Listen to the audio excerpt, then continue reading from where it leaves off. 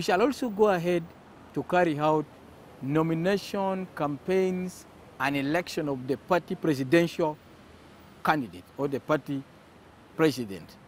And this shall be done between 30th of July up to 30th of August. Electoral programs are supposed to be cleared by the National Council. The manifesto is supposed to be cleared by the organs. And we have been preparing for these organs to meet and set it clearly how the party is going to move ahead. Now, an independent or an individual roadmap cannot suffice for a party which has organs and structures.